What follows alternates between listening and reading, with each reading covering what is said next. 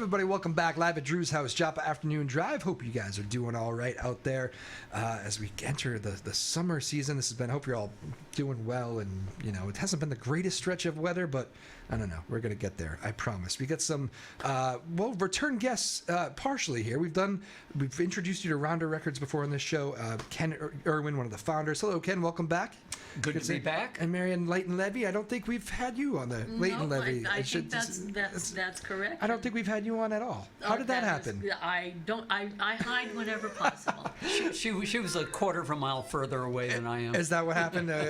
But I'm happy to be here and looking forward to talking about all sorts of exciting All right. things. You guys have a million events to talk about. I know that. I've heard Ken's story of the whole starting this business. Can I get, how did you, what's your story? My story is very similar to Ken's. I mean, we all knew each other and met during the time that we were either in college, or in my case, in college, or in graduate school in their cases. And we all just really liked the same music, and there was a real kind of vacuum in the record business, and it was much simpler and less expensive to do these things back in those days. And so we were fortunate to come along at the right time and start Rounder and be able to do it for our entire lives, which is kind of the most remarkable thing of all. I mean, in terms of our personal experience. As far as and 3,000 records later. 3,000, yeah. Yes. Not that anybody's counting. That's right. We stopped after around 3,000.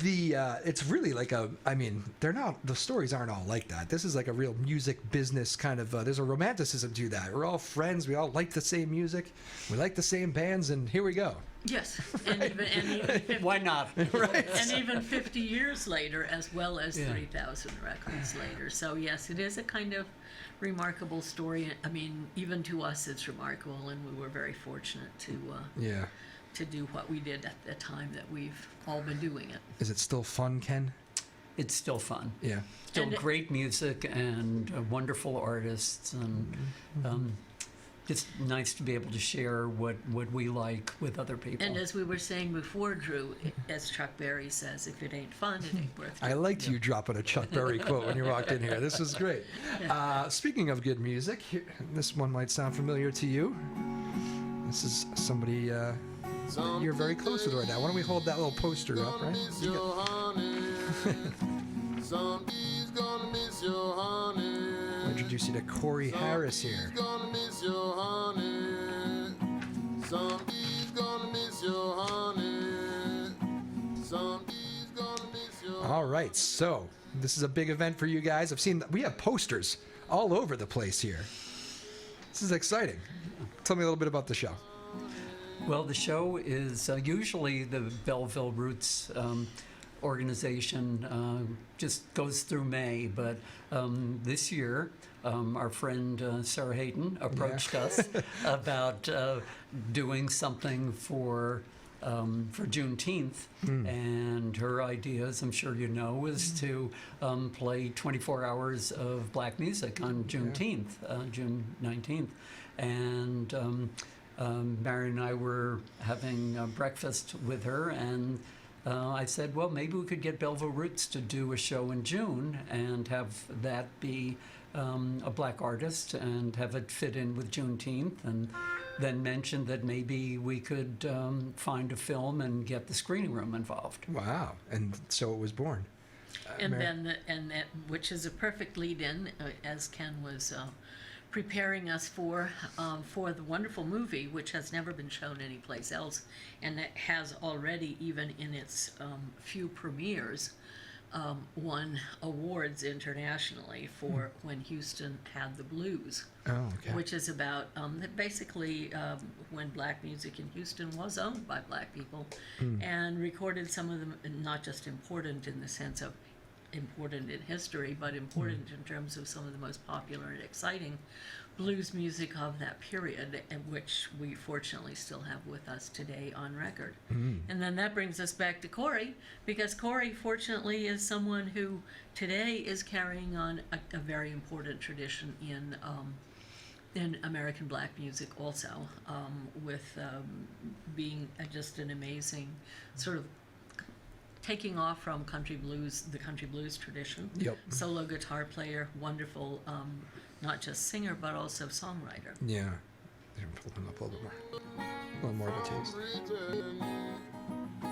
Never gonna miss me, sweet darling, I'll be going. The such a unique style, the blues, and I mean, I was listening to him a little bit on some of the files you sent me there, Ken, and these I don't know, it seems some of that stuff, it's all stirred up into one. You can feel like he pulls from a bunch of different artists who, you know, I've probably heard growing up all the time, but it's a lot of those artists, they pull from so many different artists, right?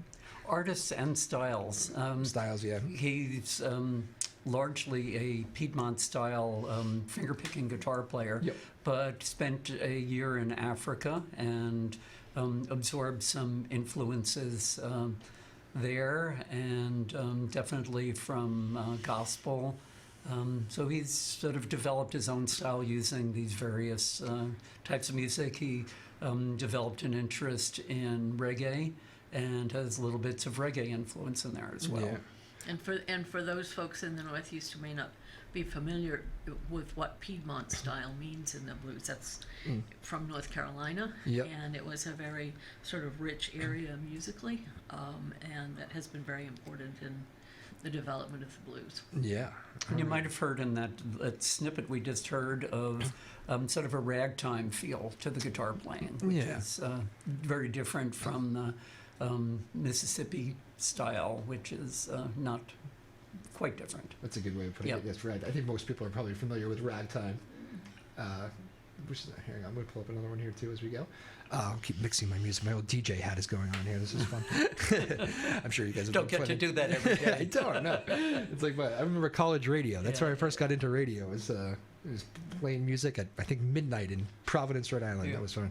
Where you learned. The kid before me got fired. I remember because they had too much fun on the show, and that was the first lesson we learned in radio. Was my boss there said, "One thing for the rest of you that are still here, there is always somebody listening."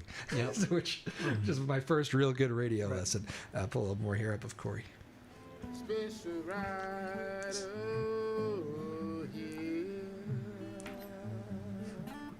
These some of your favorites? I know you sent me a lot. Right. Well, we're trying to. Corey's recorded in various formats with additional personnel and backup, and I tried to pick out the things that were solo because he will be performing solo at the Belleville Church.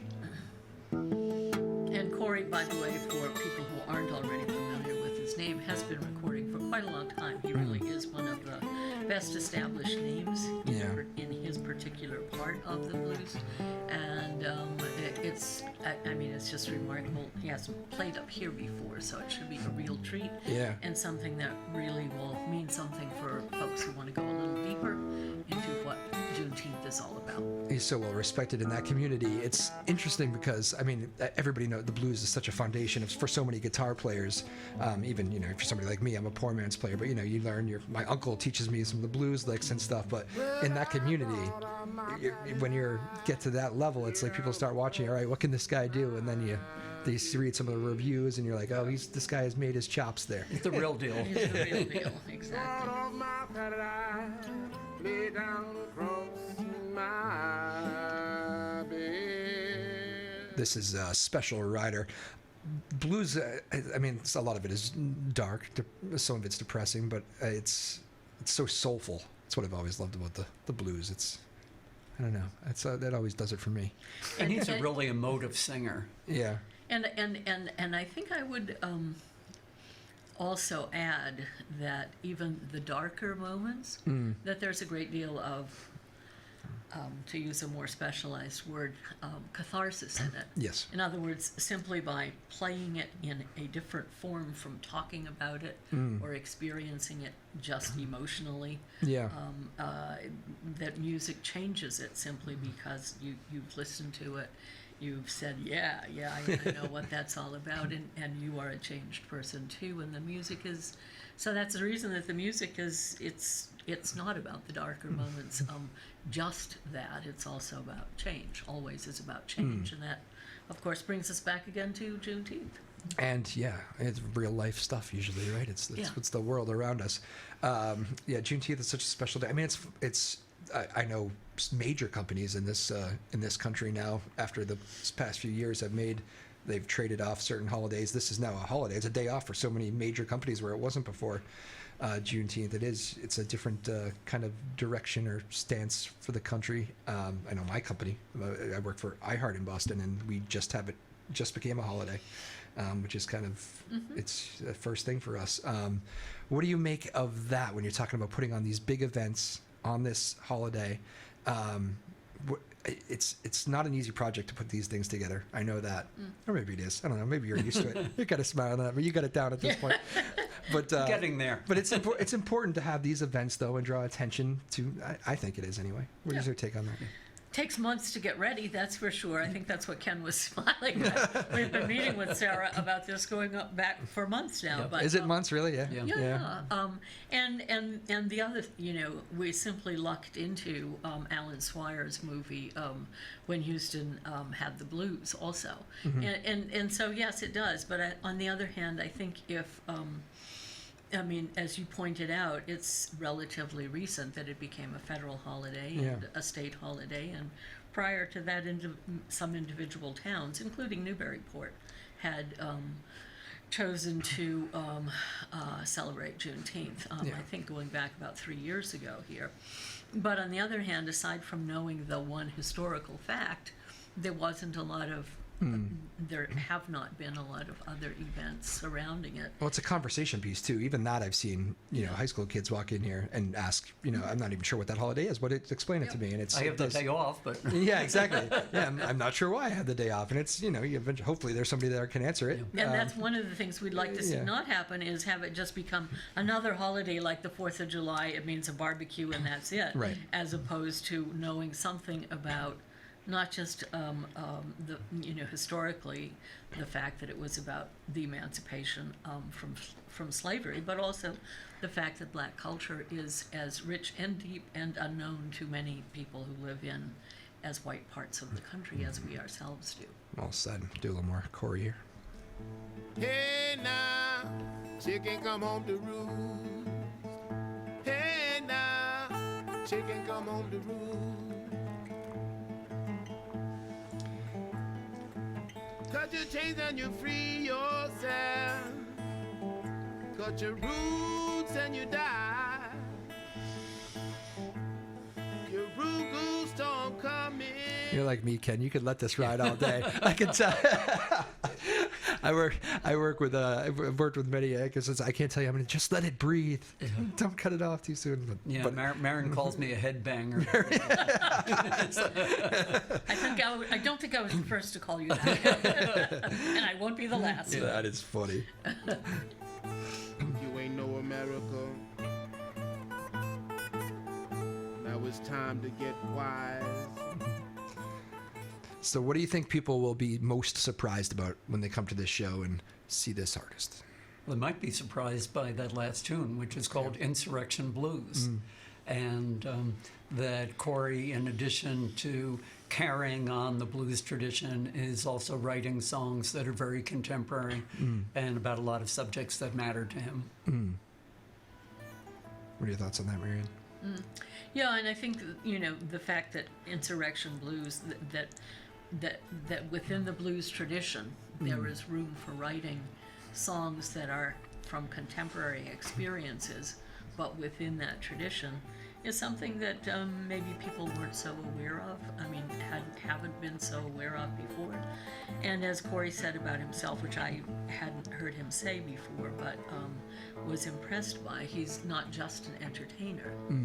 He's also he's also someone who has something to say. And I think that song really illustrates that very well. Hey now, chicken come on the roof. Hey now, chicken come on the roof. Insurrection Blues.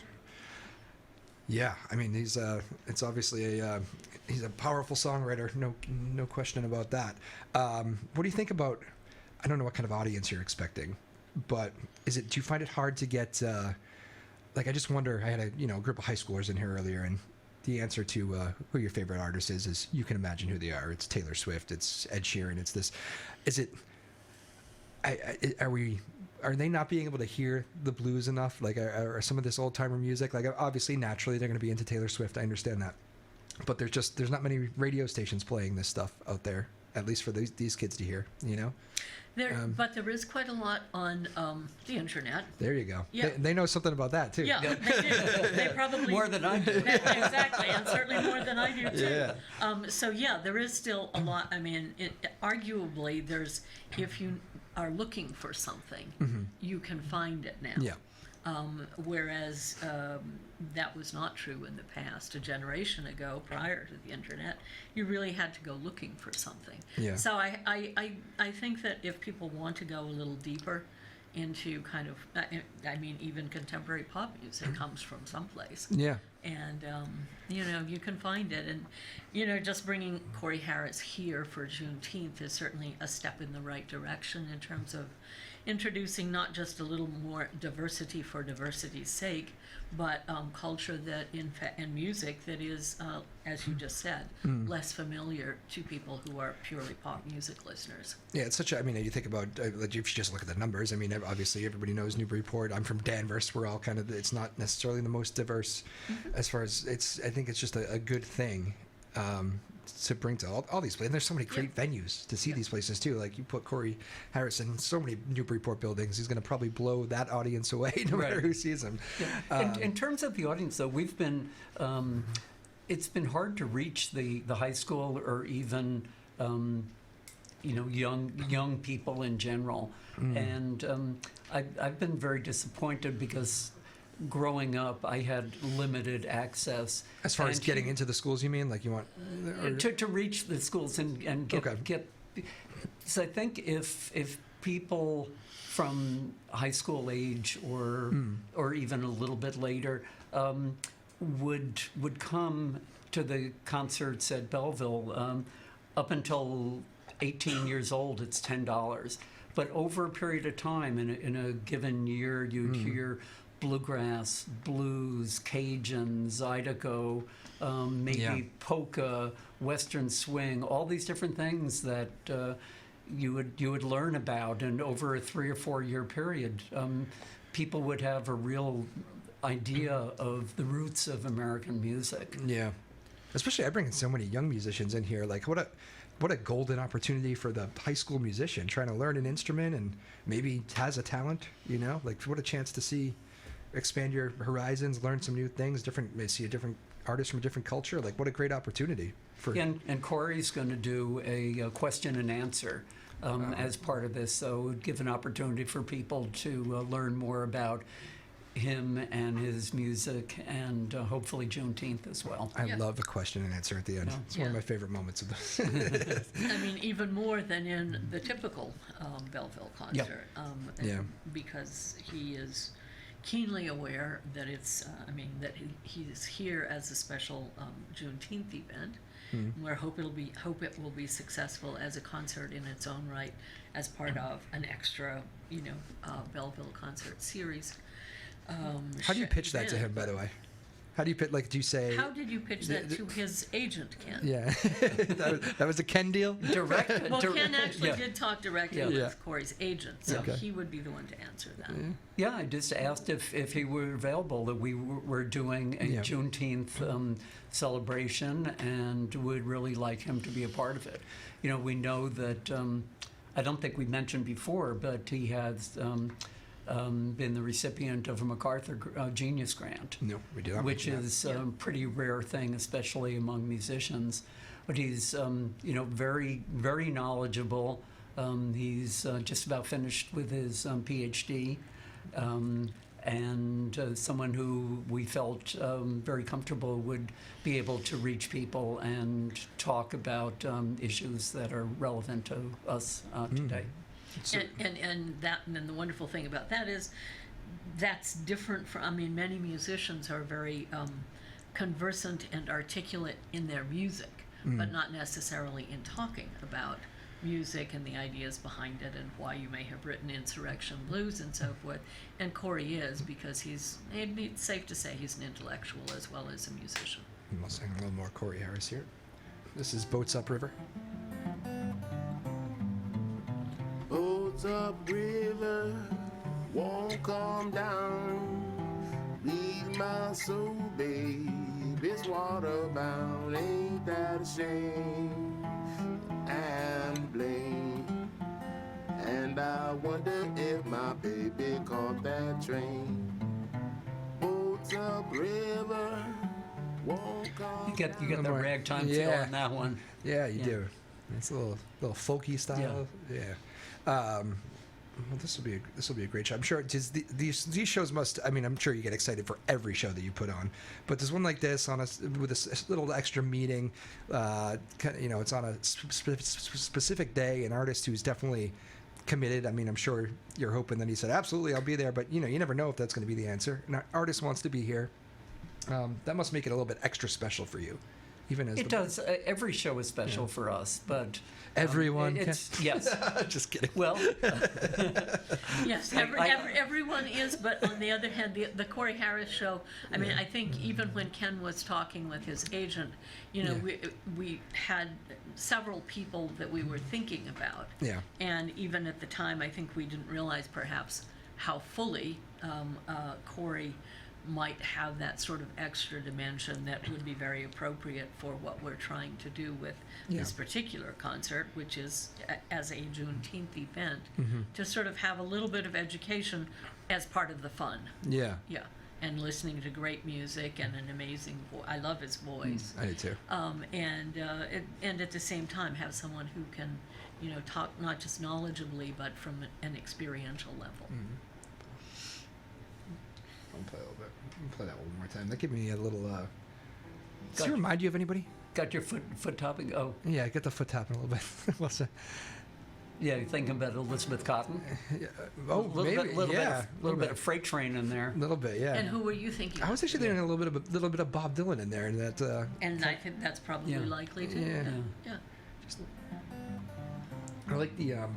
Holds up river, won't come down. It's one of those artists that like I like the and not, Bob Dylan is certainly not always like this, but like just it's a message, you get the good guitar playing, but it's just a crisp. I get every word. Yeah. It's nothing. Sometimes I'm a big Springsteen fan, but sometimes what was that lyric? I have no idea what Bruce said. Yeah, more so with Dylan. yeah, right. Although there's different Dylans, Yeah. right? There's Dylan. People always say, "How do you listen to that guy?" He's got, his voice is terrible. I'm like, he has a very nice voice at certain times. It's just, Yeah. It gets you to listen to the words. Yes. Yeah. Go listen to Karina Yeah. and tell me that Bob does not have a. Never mind. I won't distract. Oh, Do you ever think about? And I think about as you're here, these years later after starting your company, you actually went through. We talked about Taylor Swift a little bit, and a lot of the high school kids struggling to reach. You went through such a heyday of music and started a business during this prime music years. For me, I look back years I didn't even live through, and I'm just like, I wish I was alive for this artist or whatever. And I feel like and we think about the earlier that we would Even have loved earlier to than have that? seen, yeah. oh yes, definitely. I mean, even going back to the 1920s. Oh, if only I were alive back then. On your wall over there, you have Robert Johnson. Yeah. Okay, it would have been great to have been around and gotten to see him. So you're saying that's just a natural, you're getting older thing. Not necessarily. That's what I'm not feeling. necessarily. That is happening. Yeah. But that's really not the point really. It is just exactly as you were saying. As Yeah. I was walking down the street the other day, Yep. I saw someone who was wearing a T-shirt that said, "I may be old, but I heard all the cool bands." Yeah. And I think that is. I mean, it was it was a great time. Yeah. To be getting into music, partly because a lot of the festivals, for example, were not this kind of megalithic festivals as they are today. You could actually go and be as close as we are listening to someone like Professor Longhair or Yeah. Joseph Spence or Mississippi John Hurt.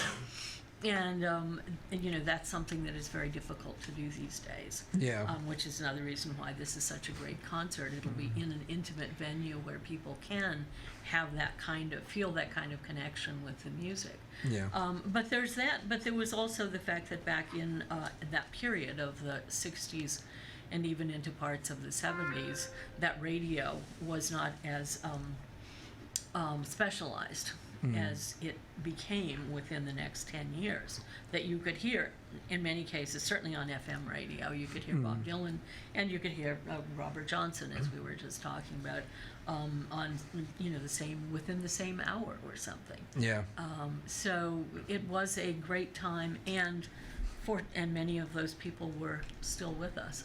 Mississippi John Hurt was still alive, Yeah. and Professor Longhair was still, they're not now. So, Yeah.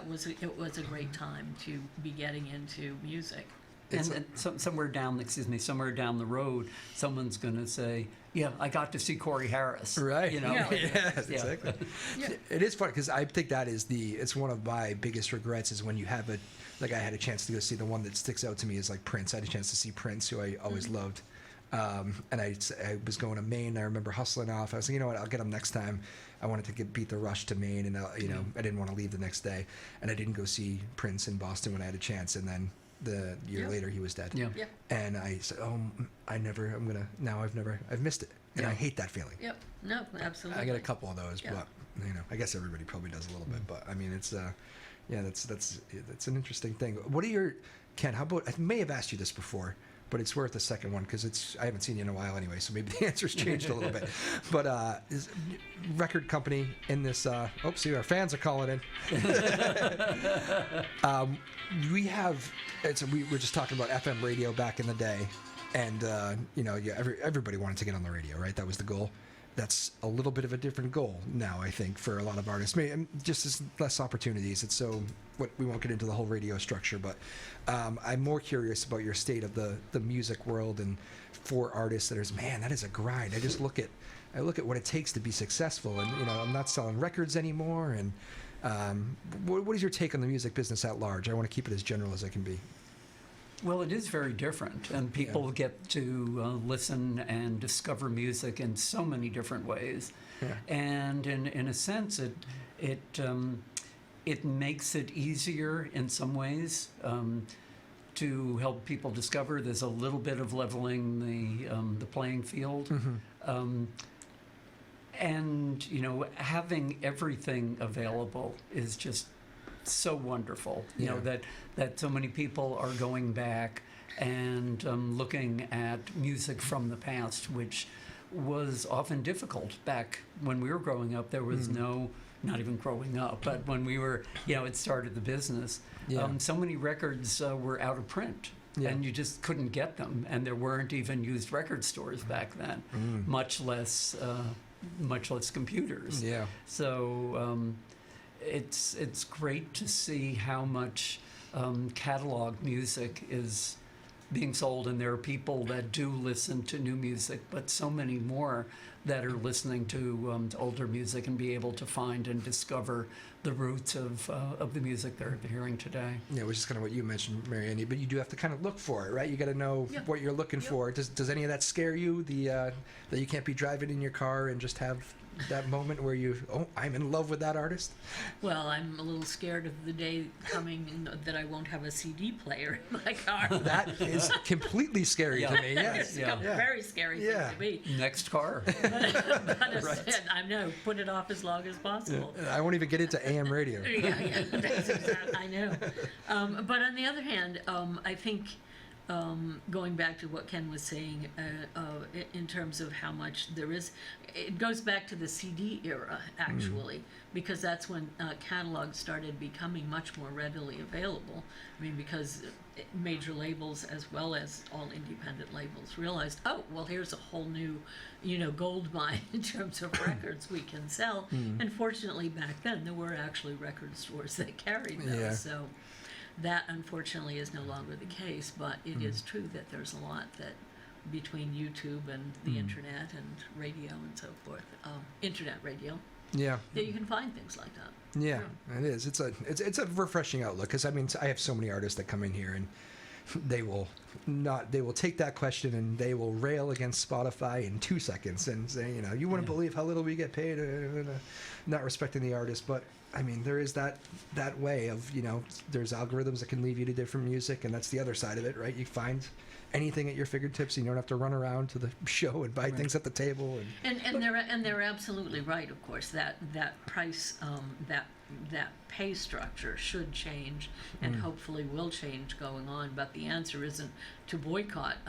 It's to listen to music more. Yeah. And make it clear that you want to hear, and to complain about the fact that musicians have more difficulty now making a living playing great music than ever before. In the past, the artist depended so much on record sales. Right. They do a show, and then they'd sell their CDs afterwards, or for a while DVDs or whatever it was. Sign autographs. Right. And that would usually pay for their travel, their lodging, and now they don't have that, and they can still sell T-shirts. People still use T-shirts. Right. But the CD sales are much slimmer, and it puts more pressure on the artist and makes traveling more difficult. So and I completely get it. Yeah. Like, we have artists in here. I know some really great artists that have played stadiums, but are also playing 80-seat theaters.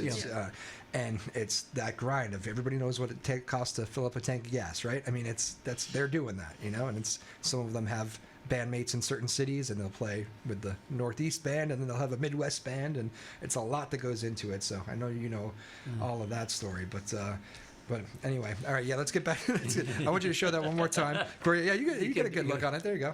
Hang on, I'll hold it here too. Let me see, Corey. I get a good look at it. Get all the details there. There we go. Corey Harris. All right, so we're going to start. The doors open at. You can get tickets at the door too. We should still mention that, right? We still. Have tickets at the door. Tickets at the door? I think so. You think so? It's all right. So $40, or you can go online and. Online is the best way. At BellevilleRoots.org. You save money too if you get them online, so it's cheaper than if you try to walk right up. But No, and I don't think. Do we have to spell Belleville for people listening in? I will do it. Yeah. BELLEVILLE. So Yeah. there you go. BELLEVILLE. It's got a nice rhythm to it. Yep. Very good, Corey. Exactly, Corey Addis again. It's Saturday, June 17th. Of course, 8:00 start, and there he is. There's the promo flyer. They did a great job with the promo flyer. It's up all around our studio, so. It's very beautiful, It I is. think. They did a great job. Yeah. It's very nice. And before we forget about it, let's sure. also mention the special event at the Screening Room, which is also a benefit for Community Change Incorporated, which is a 50-plus-year-old Boston umbrella organization for anti-racist groups. And so it's for a good cause, and it's even more information about the music in a certain part of the country that had some artists, I mean, for example, Big Mama Thornton and so forth, who were certainly nationally known, even though they were with Houston recordings. So come in here when Houston had the blues at the Screening Room, and that's on the Monday. So Corey Harris is on Saturday. When Houston had the blues is on Monday at 7 p.m. And with a conversation with the Hub's own Eddie Carson in a Zoom call with the director of the documentary, Alan Swire, in Santa Monica, California. So Okay. And don't forget to listen to Joppa Radio Look on at the you. 19th. And there'll be a number of things. I don't know if you've heard, but our local musician, many things music, E.J. Willett, is doing a segment on the famed musician and songwriter Willie Dixon, and he's interviewing Willie's granddaughter for that. And Alligator Records is going to have a whole segment on the blues that they've been doing, and Dana Westover, who has a show on WUMB, is doing an hour on world music, and there'll be lots of other great music. But that's just a So in other words, a music marathon. Music marathon. Right. I bumped into EJ on the streets of Newburyport on a Friday night about 2 weekends ago, and I believe, what did he hand me? he handed me about, I think it was 4 CDs that I went home with. And is your car here? I go, yeah, I'm here. He goes, well, come take a walk with me. And that's what you get when you bump into EJ on the street. Mr. Energy. He really is. Great guy. If he's not doing his yoga, he's super energetic. He looks great too. Maybe I got to start doing yoga. That's what I've decided. Well, this was great to see you guys. Ken, you again, Marian. Great to meet you here finally in person. Thank you again. Thank you guys for putting on a great events. And I know, one thing, the screening room down the street too. That's a treasure here, which I love. Do you know the couple's name? Do you know who runs it? I had them on the show. It was escaping my. Becca and Ben Fundus. They're fantastic. They're very good community people. Yeah. So they do a lot giving back too. I haven't seen them in like a year. I think last time they were on the show, I think it was when I was doing it in my kitchen during the pandemic. And I believe I think we did a virtual show if I remember correctly. But I hear lots of good things going on there. So I'm happy you guys are. No, they're terrific. Not only at keeping the screening room going in the same in the same kind of rich direction cinema-wise that it did before, but also adding a lot of other things, including the documentary that they're showing for Juneteenth. But they also did a thing for a local hockey and so forth. So they're very involved in the community, as you were saying. Great folks, and we're lucky to have the screening room, so go out and support it. And they did a wonderful pre-release on the Little Richard documentary. They don't do any bad work. It's unbelievable. I hear more compliments from that place, so good job over there. Good partnership. Yep, they're absolutely great. All right, Marian, Leighton, Levy, Ken, Irwin, it's great to see you guys again. Have a great summer. Huh? Thanks You too. Well, hopefully we'll see you on Saturday. That's the only reason I will not be around is because my cousin is getting married. Well, I think congratulations. That is, yes, Kevin and Libby. I'll give you a quick. That's the first on-air shout-out. There you go. They asked for none of that, but there you go. Kevin and Libby, congratulations, coming quick here. Great to see you guys, and it's always a pleasure having you. Great music stories. We appreciate it. Thanks to the whole team out there, our small but mighty team here in Newburyport. Another edition live at Drew's house. We'll play you out with a little Corey Harris here. Thanks, everybody. We'll see you next time. Peace.